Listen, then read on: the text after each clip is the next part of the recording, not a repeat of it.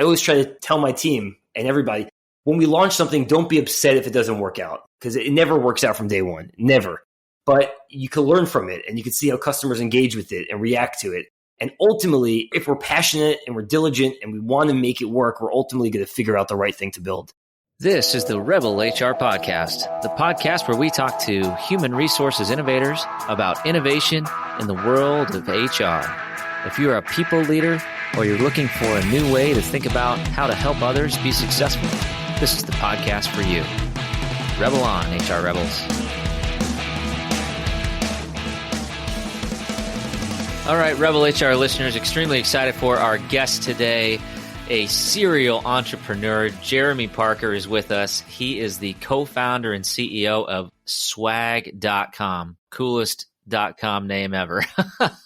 It's a top e-commerce platform for purchasing promotional materials that people actually want to keep. And don't ask me about the time that I ordered those keychains. Did not go well. So we could use all the help we can get in HR, right, Jeremy? Of course. You can never, everyone needs a little bit of help. Jeremy's got an exceptional resume behind him. He's named one of Crane's New York 40 under 40 class of 2020. Passionate about infusing consciousness into how we consume and connect, and really excited to talk about culture and recognition and all the ways that cool swag can help your organization. Welcome to the show, Jeremy. Thanks so much for having me. Absolutely. Well, I'm excited to, first of all, I'm just excited to meet somebody with such an entrepreneurial spirit, and, just excited to kind of learn a little bit about your story. So why don't you just kind of tell us what got you interested in swag? It's a long story. I'll try to make it brief. I was actually a documentary filmmaker in college. So I went to Boston University. And actually, when I went to BU, I never really wanted to be a filmmaker. I was more of a branding guy. I was just really interested in learning how to tell stories. And when I went through the curriculum and I looked at marketing, which I thought I wanted to pursue, and filmmaking, they were pretty much the exact same thing, except for in filmmaking, I would learn how to tell stories through video. And this is at the early onset of YouTube, and I thought that would probably be very valuable. So I really went deep into filmmaking when I was 19 years old or so. I won the Vail Film Festival, the audience award at this big film festival. Wow, that's awesome. I remember, thank you. Yeah, I remember the next day I was in this kind of, I guess, quote unquote celebrity or filmmaker brunch. And half the room were all these celebrities that you've heard of, and half the room were these more struggling artists. And I did like an internal gut check. And I asked myself, number one, am I that good? And number two, do I really love it? And both answers were no. So I was like, I got to get out of here. But it was a great learning experience. And when I graduated college, my entire background was filmmaking. I had no experience whatsoever in business. And I thought, you know what? Let me figure out what I'm actually good at. So I started a t-shirt company. I thought it would be relatively easy, but also at the same time, which I was wrong about, but also at the time, I would learn the ins and the outs of manufacturing and production, how to build an e-commerce site, and how to do PR and marketing, and all the different aspects of business. And when we launched this high-end t-shirt company called Tees and Tats, horrible name, but the high-end apparel. And what happened is we launched that in 2007. This was right around the time that the recession hit, like right before the recession. So all these stores that we were selling to went under. And we had this somewhat gimmicky of a model where basically for every 100 points the Dow dropped, we would give them a discount on their t-shirt price. So they could feel a little bit better about purchasing high-end goods. And this story ultimately got picked up by Mark Cuban and his blog Maverick, that wrote about us, that got seen by Ad Age, and it got seen. Ultimately, it led me to meet the CEO of a really large promotional product company. So honestly, I had no experience in the promotional product industry. I didn't know what swag was whatsoever when I was going through college.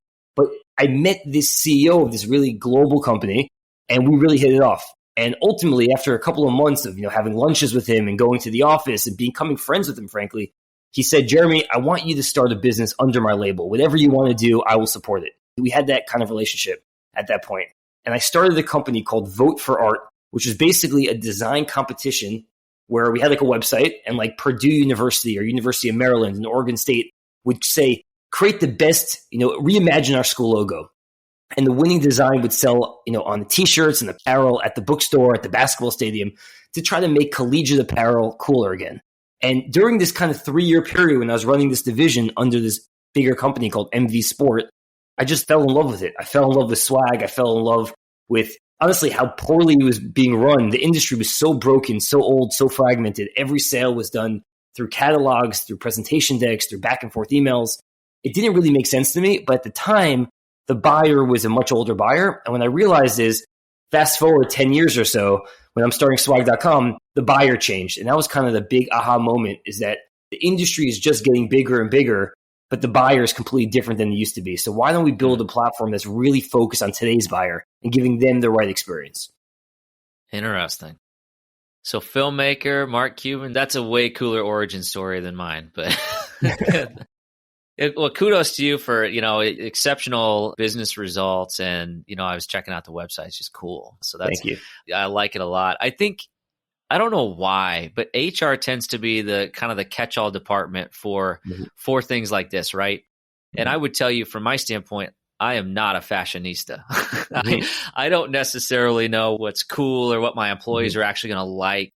And so how do you kind of make sure you're on trend, or you've got like the right like offering that like my employee would actually want to have? That's a great question. And that is a challenge, it's really trying to find and curate the best of what's out there. Now, when the business started, it was me and my co-founder, Josh, and we'd go and meet suppliers and call up different brands that frankly we liked. And we were the demo. We figured that when we started the business, I was 30 years old, and we were analyzing who the current buyer of swag is. It's the office manager, it's the HR manager, it's the marketing teams, all these different divisions within the company buy swag. And they really are like these millennial buyers. So I was trying to find products and source products that I personally would like. And I would think that other companies would like. That's how it started. And as we've gotten bigger, now we're 6 years into the business, it's becoming more data centric and really trying to analyze what products sell, what products don't sell. How do we find similar types of products that we feel like our customers will like? Our system automatically updates and changes based on people's likes and people's purchasing buying power and all these different things that we kind of are shifting it. But at the end of the day, everything on our site is fully curated. And that's kind of one of the biggest things that we decided from day one. We didn't want to be a platform where people say, hey, I'm looking for mugs, and then being shown 1,000 different mugs, because it makes it impossible to make a decision. You're paralyzed by choice. You don't know what's good. And you ultimately end up stuff that ends up in the trash, costing your company money and tarnishing your brand. So we decided is from the very beginning, let's say, here are the top 20 products in each category, the top 20 mugs, the top 20 notebooks, top 20 t-shirts, and really make it easy. So as you said, you don't have to overthink it. You just know that everything on swag.com is really quality, and you can feel confident in it. It's funny you mentioned that. I'm in my office right now, and as I look over, I got at least 2 or 3 boxes full of just junk. Yep. I mean, it's like nobody wants it. We can't give it away to our employees. So what do we do with it? I take it to a college career fair, and I just it's like the t-shirt can. I'm just like throwing it at people, like, here, take this. And then you walk out of the career fair and you see all this trash, all this stuff in the trash. Well, that's exactly it. And we used to go to all these different trade shows, and we realized the same thing. Like, I would be getting bags of stuff, and I realized maybe 1 of every 10 things I actually got was I actually would like to keep it. And then what's the point of the 9 other things? It's not good for the environment, ends up in the trash, costing company money, tarnishing brands. So our feeling is, let's just focus on the highest quality stuff. It doesn't have to be expensive, but really just quality stuff. So we could still offer pens and notebooks and mugs and relatively inexpensive items, but let's just make sure it's the best version of those things. So when people get it, they're really proud. They're proud to show it off. They're happy. I also kind of thought when we were starting the business is that every kind of marketing medium that people are engaged with is everyone's trying to avoid it at all costs, right? You watch TV commercials and everyone's trained at this point to fast forward through commercials, or you're looking at a magazine and you flip through the ads, or you're browsing the internet and you have like the ad blockers. I'm pretty sure everyone has ad blockers set up to avoid ads at all costs. But if you give somebody something of really high quality, they say thank you. It really is such a powerful marketing channel if done right. But if it's done right, it has the complete opposite effect. So really try to focus on the quality above everything. We'll be back after a quick break. And so used to having everything in front of them right away that we forget that innovation just takes time. I myself, I get frustrated too. Why? And this as being one of my best friends is, hey, I talk to you all the time. Hey, man, I'm frustrated in the fact that I can't seem to just get there in the next day. But that's just not how these things work, right? Innovation needs to be planned out. It needs to be very methodical. And then when it finally hits, that's when it seems like to everyone else that it sort of just came out of nowhere. But to you, the amount of dedication that it took over that time. Yeah, and I'll give you, here's an anecdotal evidence of the right swag working, and I'll use the same career fair example. So it's where we try to get rid of the junky swag we don't want or that our employees don't want. it's also a strategic advantage if you've got the really good stuff. And at one such career fair happened to be golf balls and fishing lures, like nice products like Pro V1 golf balls, the Rapala fishing lures, like stuff people actually wanted with our logo on it. We literally had a line of people that wanted to talk to us because we had the cool stuff. And it literally, it filtered through the auditorium, and everybody that was predisposed to like golf or fishing was standing in our booth, and it was like, wow, this worked really well. And for, we're a small company. We're not Target or one of these big names or Google. We got to win any way we can. Having the right type of offering, or for me, it's really a kind of a strategic marketing advantage from human resources. It works. It definitely works. And even just internally, like that's like external, getting people interested, but even internally of creating that company culture. Now, if you're giving everybody in your team a t-shirt that they're going to wear once, like kind of the throwaway t-shirts, then what's the point? You want people to feel proud of it. You want people to wear it, all the time. You want people, like when you're walking down the street and if you see somebody wearing your favorite sports team, you have like that instant connection to that person. You don't know the person's name. You don't know their background. You don't know anything about them, but you feel that kind of camaraderie. And I think it's the same thing with businesses. Like if people are wearing the same things or using the same products or wearing it builds these kind of camaraderie and culture of togetherness that you're all working towards the same goal. And if it's quality, they'll use it. And if it's not, they won't use it. So for the extra little bit, even 10% more, 5% more, and sometimes it can even be cheaper. Just focusing on the quality products really makes all the difference. I love t-shirts and hats for that exact reason. You're like a walking billboard, right? I mean, I think the sports team analogy is it's so right that you may not know that person really well, but if they're wearing that shirt, you're in the family, right? Exactly. It's so critical. And I'm curious if you've seen an increase in that type of sale because companies are looking for that connectivity while working from home or changing working environments. Yeah, for sure. Last year was one of those years where it was so unpredictable, I think, for everybody, but specifically in our industry. Now, they quoted our industry as down over 20 to 30% last year versus the previous year. So it was a really bad year for swag. Our specific business, swag.com, we actually grew over 100% last year. Wow. So why did we grow over 100% where the whole industry was down over 20, 30%? And by the way, we had many months which we were down even more. March, April, and May, we went from like 800,000 a month to 350, like just in half. But what we noticed and what we made us allow us to pivot and really focus on what today's buyer needs is that how do you get swag in the hands of people when they're remote? If everyone is so disconnected, no one's in the office, how do you build tools to allow them to send swag to one address or to 1,000 different addresses at once? Or if you don't know the recipient's address, how do we allow them to build, let's say, a giveaway landing page that says, hey, select your t-shirt size, select what your address is. It speaks to our system so we can help you distribute it. So really making it so robust for the work from home culture. And people really, they needed it. They just didn't have a way to do it. And that was that's kind of the sentiment. Every HR manager, it wasn't that they didn't want to buy swag. They knew the power of swag and how much they really needed it. They just didn't have a service and a solution that would allow them to actually engage with the remote team and keep that culture together. So we built that culture. We built that platform. And now we have 5,000 companies using our platform to allow people to distribute swag remotely. And it's only being bigger and bigger because the more you're remote, the more culture is so much more important. So, we're going all in on this. Oh, you hit on one of those things. I guarantee you the HR people listening to this right now are thinking, sending stuff remotely and like trying to manage, like I got a spreadsheet with hundreds of employees and hundreds of addresses. And if I order this giant box of t-shirts, now I got to put these things in the mail. So your system actually allows them to kind of select the product, pay for the product, and then the consumer, the actual recipient gets that? Or do you upload a file and then it gets sent to them? Or how does that work? All of the above. We made it really simple. So our site was built as an e-commerce site. So you could buy swag in a matter of seconds. You find the product, you upload your logo. Our system detects how many colors are in your logo and the nearest Pantone match. So we make sure we're printing, Walmart red versus Staples red, right? It's important to get the right colors. You mock it up, you check out. Now, during the checkout process, there's two options. You can either say, I want to send this all to my address, to my one location, to my office, to my home, or you could click a button that says, hold my swag in inventory and distribute as needed. So so this is basically, you click a button, and now instead of printing those 1,000 t-shirts and sending it to their office, which no one's in the office right now, print those 1,000 t-shirts, we send it to our fulfillment center for warehousing distribution.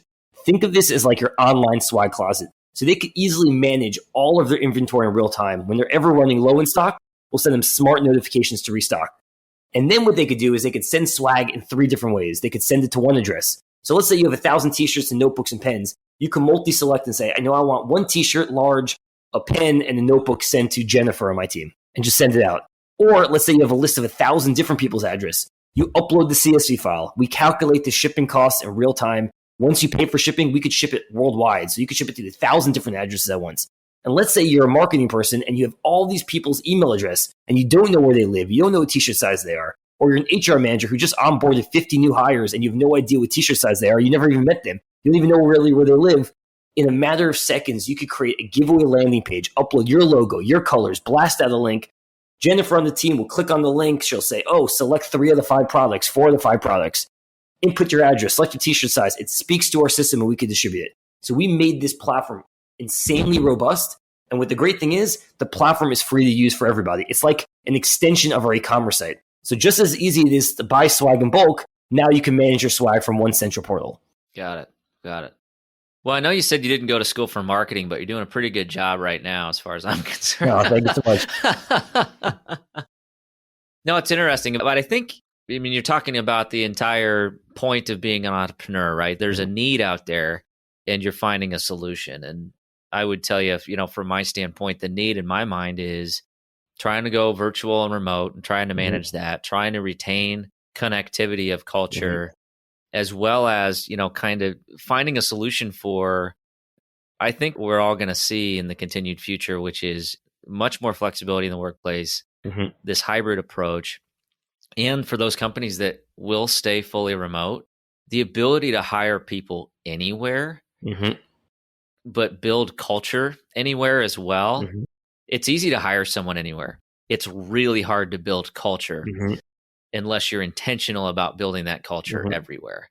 And, I look at this as, this is a potential solution for something along those lines. So you do company store kind of platforms as well? Do you build that out, or are you more just kind of the engine for distribution of the... We like to think of ourselves as kind of like your internal swag closet. So we don't, at this stage, in the future, we might do this, allowing people to sell stuff, right? Having like a public facing store of products where they could sell.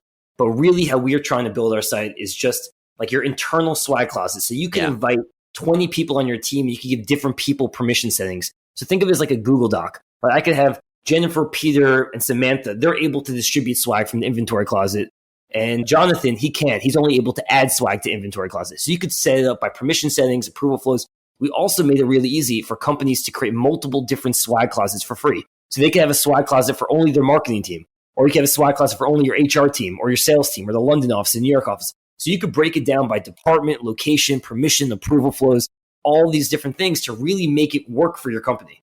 So that's kind of how we envisioned it. And obviously, as we grow, we're relatively young business. We're in our 6th year. We're constantly trying to think of different ways to streamline the experience. Like one of the things we're launching right now is a swag API that could plug into different HR solutions, right? So imagine somebody's birthday. You don't have to go into our platform to send it to Jennifer because it's his birthday. You have all of your employees' birthdays just in all the CRMs or like the JustWorks and the Gustos and all these different HR solutions. It automatically knows it's Jennifer's birthday. So it triggers a notification to our site and we ship it out.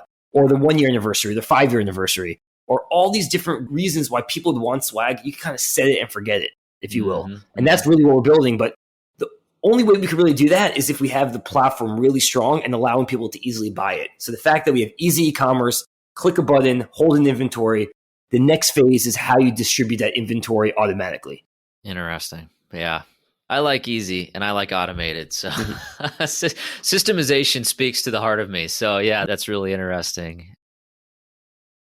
And I already wrote a note. We got to investigate this. We're looking at new hire onboarding processes. And we're like, one of the questions, literally, I just got an email the other day. One of the questions was, do we do a welcome package? Right. And so if you tie it right into an ATS or a HRIS, and then it just every time you hit hire, it just goes, bloop, it sends it to that person and they get a bespoke package of whatever, sent direct to wherever they want it sent, yeah.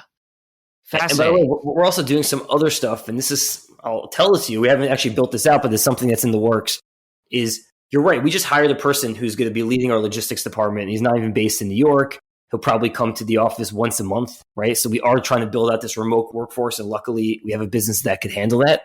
And we've been all remote for the last year and a half. And not everyone's so lucky, but we feel lucky that we're able to do that. So we can hire everybody around the world. But when we onboard a new hire and we send a swag box, we want to make it even more personal.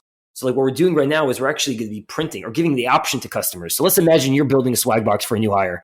You could pick all the products you want. We have a whole add-on section which you could pick other non-branded products like chocolate, cupcakes and candies or whatever it is, like non-branded stuff that had nothing to do with swag, but it's more of like gift-like to really accentuate the box and make it feel more premium. But also what you could do is you could print a QR code on the inside of the box. And what could happen is when the person opens it up and it says, welcome to the team, or whatever you print on the inside of the box that you could full control, they scan it and it pops open a video of you that you're onboarding them in a really human way. Like, thanks so much for joining the team. Like anything that we could do, especially that we're remote, to go above and beyond and make that person feel special from day one really sets the tone. Right. I mean, we've experienced ourselves like hiring people remote. If you don't do those things, they just feel lost. They don't feel connected. And you want them from day one to feel super connected to what you're doing. Right. 100%. And now, a word from our sponsors. When Molly, Patrick, and I started to figure out how to start our own podcast, we didn't know where to start. Thankfully, we found Buzzsprout. Buzzsprout makes it super easy for us to upload our episodes, track our listeners, and get listed on all the major podcast networks. Today's a great day to start your own podcast. I know that you're one of our listeners, so you've definitely got something to say. Whether you're looking for a new marketing channel, have a message you want to share with the world, or just think it would be fun to have your own talk show, podcasting is an easy, inexpensive, and fun way to expand your reach online. Buzzsprout is hands down the easiest and best way to launch, promote, and track your podcast. Your show can be online and listed in all the major podcast directories within minutes of finishing your recording. Podcasting isn't that hard when you have the right partner, and the team at Buzzsprout is passionate about helping you succeed. Join over 100,000 podcasters already using Buzzsprout to get their message out to the world. And now, for listeners of Rebel HR, you can get a $20 Amazon gift card sent to you from Buzzsprout by clicking in the link in the show notes. Thanks for listening. I wanted to ask about maybe a little bit more internal to your organization. So obviously last year was a really tumultuous year. Yep. You're looking at industry numbers that are cutting numbers in half. Yep. And I'm sure that you kind of had to go into survivability mode. Yep. But it sounds like, you were able to weather that storm and also find a way to really thrive in that environment. So as you were going through that massive disruption to your organization, how did you align your team? How did you really take a look at, okay, how do we weather this storm and come out better on the other side? Yeah, that's a great question. I think for us, our perspective was we need to be insanely transparent with everybody. We can't treat our employees, our coworkers, our teammates like they don't know what's going on. It's like once in a lifetime, once in many lifetime situations where it was very clear what's going on. January and February were more than double the previous January, February of the previous year. March, we were looking to break 1 million for the first time ever. So February, 850,000. And then March, all the trade shows gets canceled, which is like that's the season for buying trade shows, March and April. And our sales drop from 850, supposed to be 1 million, now drops to 350,000. Wow. It's very clear to the whole team what's going on. April doesn't get much better. It's 350 again, right? So at this point, we want to make sure that we keep our team intact because we know how powerful our team is. We know how good they are. We hired them for a reason. And we know that we are going to be, if we could keep moving and keep throwing things against the wall, not everything that we tested worked, right? We initially started off selling branded face masks. If you told me in 2016 when I started the business that we'd be selling branded face masks, I would think you're nuts. But that's what we had to do. And we felt like it was not only a way to kind of plug the gap, but also as a way to give back. Every 100 face masks that were bought on our site, we donated 10 to people in need. So we donated last year over 5,000 face masks. All of our suppliers were making t-shirts and sweatshirts, repurposed their facilities to make masks. So we were in this kind of sweet spot that we knew HR managers, office managers wanted to engage with their employees, wanted to make their employees feel safe. But how are they going to do that? What are they thinking about doing? So we offer face masks. And we didn't do great. We were doing 350,000 in April. But we did 350,000 in April. It could have been down to zero. Most companies were doing nothing. So it was something. And then when we made the shift to pivot and really focus on this distribution platform, And by the way, we built this distribution platform starting in 2017. So it wasn't like a reactionary thing. Oh, we got to do this remote. We saw the writing on the wall, not that it was going to be everyone working from home, but we saw in 2017, a lot more of our customers were working from home. So we started to build out this platform. And frankly, that's the only reason why we had it available. This platform took 2 years to build. It wasn't like built in a month. And that's why no one else was able to do it, because we were really ahead of the times. We started to really position our site and change our home. We redesigned our whole homepage, redesigned everything on our site to tell the story of work from home, engage with your employees, create this culture. And in November, we did over 3.4 million. So think of that, from April, 350,000 to November, 6-7 months later, 3.4 million for that very month. 3 million in Q3 to almost 9 million in Q4. It did over 15 million last year in sales. So it was really that quick pivot and that focus on who are our buyers, what are their pain points. And along the way, we're just very transparent with our employees and telling them and making them understand what we're doing, what we're trying, and that they shouldn't feel nervous about their jobs. I think just giving them the confidence that there's nothing to be nervous about right now. We're gonna make it work. And luckily, we were able to get through it. Yeah, I tried to block that part of the year last year out of my memory, but it keeps coming. I mean, just keeping people aligned and keeping them focused was a really big challenge. I'm sure you experienced that. Extremely challenging. And by the way, for me, it was even extra because I was living in New York City at the time, which, if you remember, that was the heart of the pandemic.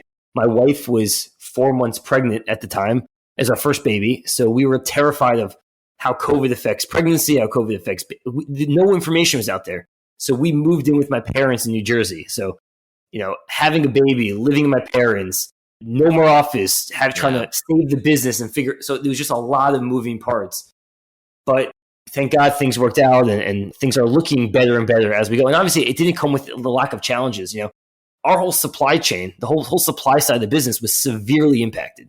When our suppliers told us that things would be delivered by December 15th, it was delivered by December 25th. Customers don't want to be having things delayed by 10 days. The kitting, we do fully custom swag boxes. Usually it takes 4 days to kit things. During December, it was impossible to even hire people because people were terrified of working in a fulfillment center. So things were taking a lot longer. So we had to do a lot of different things. And by the way, when a customer buys from us, they don't care that the whole industry supply chain is down. They don't care that people are scared to package things up. If they don't get their stuff on time, they're upset with you. So we had to go above and beyond, do everything. So there was a lot of moving parts, a lot of things. But I think it just made our team a lot stronger and realize that we could really accomplish anything. 100%. I don't know if your experience is similar to mine, but for me, it reminds me of the stories of, people who go into battle together and you get battle tested as a team, right? And then you come out on the other side and the connectedness, if it's done right, and, that kind of that resounding success really connects that team. But I do want to step back, and I think you made a really important point. So you were living with your parents and you had a pregnant spouse during the pandemic and lockdown. So you also individually, that's a lot. It's a lot. I feel you. My wife was also pregnant during quarantine. So oh, congratulations. Thank you. So, and congratulations to you on your first child. But yeah, it was IVF. So when we signed that IVF document, we did not necessarily know that we were going to be going through a pandemic. No, it was very unexpected. Yeah. But hey, we're here to tell the tale. So thank you for that. So really interesting stuff and a really great story, I think, as it relates to your team and your approach and a testament to the hard work of maintaining a business during such a challenging time. So as you look forward and you kind of forecast out at some of the trends that you're seeing as it relates to employee rewards and recognition, what do you see on the horizon for your organization in this type of approach? Yeah, so for us, this year has been really great so far. We're more than double this time last year. Even if you counted April 350, if we thought that was going to be 1 million, like we did over 2 million in April already. So we're 6 times really, if you look back last year. But things are really trending up, especially what you say with recognition and culture building. People are really understanding the value and the importance. And I can't claim to know what it's going to be like in the future. Is it going to be everyone's back into the office and return back to normal? Is it going to be all remote like it has been this last year? Or is it going to be this hybrid version? I assume there will be different businesses require different things, and most businesses will fall out into that kind of hybrid model. Like I know for us, we're trying to figure it out. A lot of our employees moved out of the city, so to get them to drive 2 hours each way is just not feasible. It's not possible. But maybe we just have like a hub office where people just go into the office when they want to, or once a week or once a month. And we do more of like outside the office kind of culture building events, which we're doing. We've had a barbecue with our team, everyone in the area who wants to come. We're having a big event where people are actually flying in for, where we're renting out this like hotel area overlooking the water, and everyone's going to be working 9 a.m. in the morning, a full day's work on this really, and we have like a barbecue and like a dinner and drinks. And I think just going above and beyond to build that culture and get people to see face to face. To me, there's a lot of our jobs and a lot of our employees who maybe don't need to be face to face, right? They're operations managers, they're dealing with orders, they're dealing with suppliers.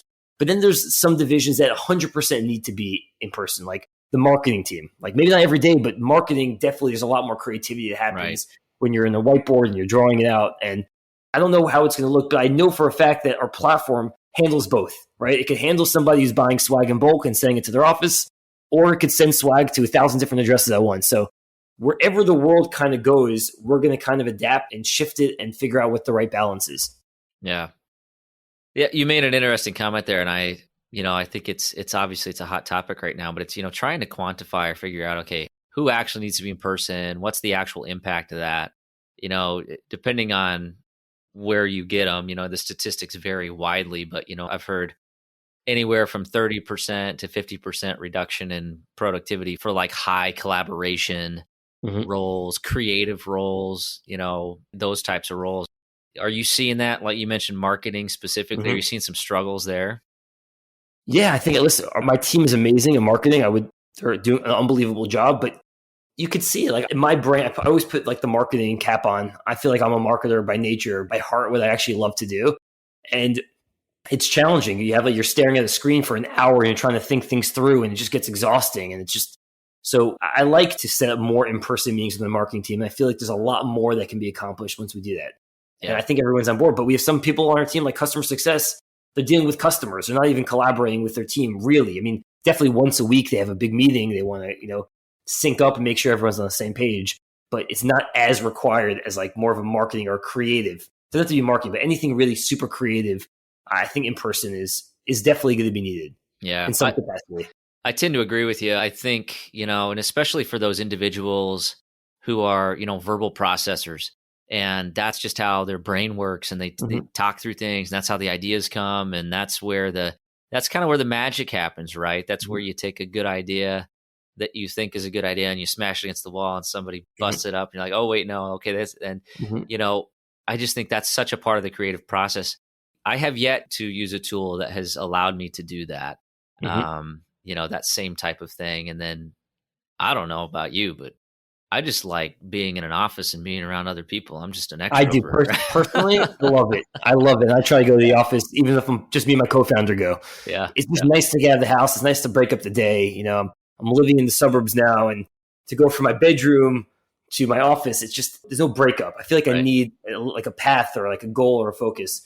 And honestly, we're trying to think about that also. A lot of the features that we build don't always work out. Some really work out and take off, and some just don't, or we learn from it. We never kind of think of a feature as like a failure. It's always kind of a learning experience. But we analyzing, how people buy swag typically. And typically people buy swag, they're all huddled around the computer and they're choosing the products together. So we're working on kind of collaborative tools where people can maybe log into somebody else's account on their team, or they could share account and somebody could add a notebook, another person could add a water bottle, and they could look at the same kind of cart at the same time and delete certain products or edit products and really build their carts together. Because if this kind of work from home stays and they're not able to always meet in person, well, how do we make the buying of swag even easier for people who are working remotely? I think that's a great point. And if I think about like the decision tree, and I'm usually the guy, like I'm not picking the product. I'm just like saying, thumbs up, thumbs down, whatever looks good, or I trust you, just do whatever. But that is a really collaborative process. And a lot of times there's people with really strong opinions that if we leave them out of it, if we don't get them up front and we don't get their opinion up front, then we get this box of swag and they're like, what the hell is this? Why didn't you talk to me? Or even just the designer. It's like, like maybe Right. the office manager, HR manager likes to pick the products, but then the designer needs to go in. So what if you had a shared account where people could just add everything that they like? The designer can maybe add his feedback. The boss could add his feedback. They could move things and add new things and make the thing exactly right. And then the designer could come in at the last step, upload the designs, but the designer's not the one who's actually checking out. So maybe it's another person who's on the finance team who has a credit card, who they log into the same account and they check out. So there's all these different parts of the order. So how do you make this work in a work from home environment? So we're trying to think about these kind of things and build the right product for today's buyer. Today's buyer is very different than last year's buyer, which is very different than 5 years ago's buyer. So things do change and the world changes. So we're just trying to have our finger on the pulse. Sure. And then you can also blacklist the people that have made bad decisions in the past, right? That's exactly. I got a couple of those on staff. Like, you're not allowed to pick any more of this stuff. It's like, but it was cheap. Well, yeah, so that's what it is. Oh, that's good stuff. And, I completely understand the desire to get to the office, especially when you have a newborn at home and you're trying to stay focused, right? Exactly right. I get that. Well, I think if there's any takeaway from, your story and your organization's story, if you're kind of thinking about, okay, what do I take away from this? I think it's such a great example of being nimble and flexible and approaching the world from a mindset of, this isn't a failure. This is just something we're going to learn from. And I would argue that mindset is why you were able to be successful last year, because you tried it 2 years ago. Mm-hmm. And you know what? If last year didn't happen, maybe it wasn't as successful, but you had the platform because you were thinking differently, right? Mm-hmm. And it's kind of what we're all about here, right? Yeah, you have to think differently, and different thinking doesn't mean it's right thinking, but it will ultimately, and I always try to tell my team and everybody, when we launch something, don't be upset if it doesn't work out, because it never works out from day one, never. But you can learn from it, and you can see how customers engage with it and react to it. And ultimately, if we're passionate and we're diligent and we want to make it work, we're ultimately going to figure out the right thing to build. So it's never a loss if you look. Like, we launched this box feature to allow people to build these fully custom branded boxes on our site without having to talk to somebody on the phone, without having to look through a presentation deck. Just find the products, find a notebook, upload your logo, a mug, upload your logo, a t-shirt, upload your logo, mock it up, and then bundle everything together as a box listing. Add some add-ons, add a custom note card, add crinkle paper. This took us 6 different versions to get it to where it is today. Now today, you're able to buy unlimited number of boxes at the same time. I could buy one box that has a notebook and a pen, another box that has a mug and a water bottle. I could have a box that has female apparel, men's apparel. I could customize it however I wanted. I could pick between 3 different styles of boxes. Every single thing is automated, and we've never figured that out unless we launch the first version. Now, 6 versions later, it's at a place where people are checking out without having to talk to anybody, which is exactly what we wanted. So I think you just got to put yourself out there, learn, and keep adapting, and try to always think ahead. Absolutely. And I think especially, for our listeners and for us in HR, a lot of times we design policies, we design procedures. We want to get it right 100% of the time. We don't want to have to go change and revise policies. But the truth is, in the real world, you're going to get it wrong. Something's going to be wrong. You have to start somewhere. And then you have to kind of iterate and improve. And that's the only way that you're actually going to find something that works. So yeah, very well. Well, Jeremy, we are running up on the end of our time together. Absolutely wonderful conversation. But we're going to shift gears and we're going to go into the Rebel HR Flash Round. All right. So question number 1. What is your favorite people book? People book. Is that like HR related book? Anything related to people that you find inspiration. Okay. Well, I used to work with a guy named Jesse Itzler, and Jesse is this world famous entrepreneur. I started a business with him. He started Marquis Jet private jet company. He started Zico coconut water that sold to Coca-Cola. He's wildly successful. He's actually one of the owners of the Atlanta Hawks right now, basketball team. Mildly successful. He wrote a book called Living with a SEAL that I think is important for everybody. It's not related to HR whatsoever. It's not really related to business. It's more of just like a human story where basically he realized that he was in a rut in life, even though he was obviously wildly successful. And his kind of rut is what I aspire to be in a rut. But like in his mind, he wanted to push his limits and be even better. And he hired a Navy SEAL, or he invited a Navy SEAL into his house to live with him for 30 days. And he had to do whatever the Navy SEAL told him to do. And he really kind of changed his perspective on on what he's able to accomplish, really kind of figure out like what you imagine. Like he tells a story in the first chapter of the book where the Navy SEAL came in and said, how many pull-ups can you do? And he tried to do a couple. He did like 7 or 8, and that was the max. And the guy said, Navy SEAL said, I'm not leaving this gym until you do 100. And the 100 to him was like, it's impossible. I can't do it. And he did one at a time. And it might take him 2 hours. And he was able to show himself that he was able to do something they never thought he could possibly do. And it changed his perspective because now his baseline was a lot higher than what he thought. So it's kind of just training your brain to think that what you really believe you're able to accomplish is really probably 40% of what you're really able to accomplish. And you keep having to push yourself. And I think it's just a funny story. And I know it's rapid fire questions, but Living with the SEAL, Jesse Isler, check it out. I love it. Eliminating those self-limiting beliefs. It's like the 4-minute mile that nobody thinks can be done until it's done. And then a lot of people can do it, right? Yeah, exactly right. Fascinating. All right. Question number 2. Who should we be listening to? Who should we be listening to? Tribe Called Quest. Probably not what you think, but like music. Listen to some good music. Relax a little bit. Nothing's that serious. I love it. No, I'm with you. I do a lot of, no surprise, I do a lot of podcast listening, and most of it's business related. And that was like my diversion during quarantine. But just recently, I kind of hit a wall. I'm like, I can't listen to another inspirational business focused podcast. I just got to turn on the radio and just zone out. Exactly. It's been good. All right. Last question. How can our listeners connect with you? Obviously, check out our site, swag.com. That's swag.com. You can reach out to me if you're interested in learning more or needing help, jeremy@swag.com. And yeah, we would love to work with you or help you out, really help you build the company culture and really show your employees that you care. I think it's really more important than ever right now to have that connection. We're here to help. Love it. We'll have all the information in the show notes as well as additional information to connect with Jeremy.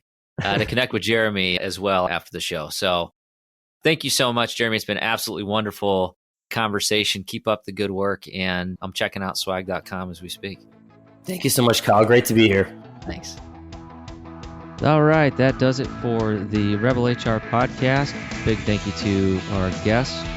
Follow us on Facebook at Rebel HR Podcast, Twitter at Rebel HR Guy, or see our website at rebelhumanresources.com. The views and opinions expressed by Rebel HR Podcast are those of the authors and do not necessarily reflect the official policy or position of any of the organizations that we represent. No animals were harmed during the filming of this podcast. Baby.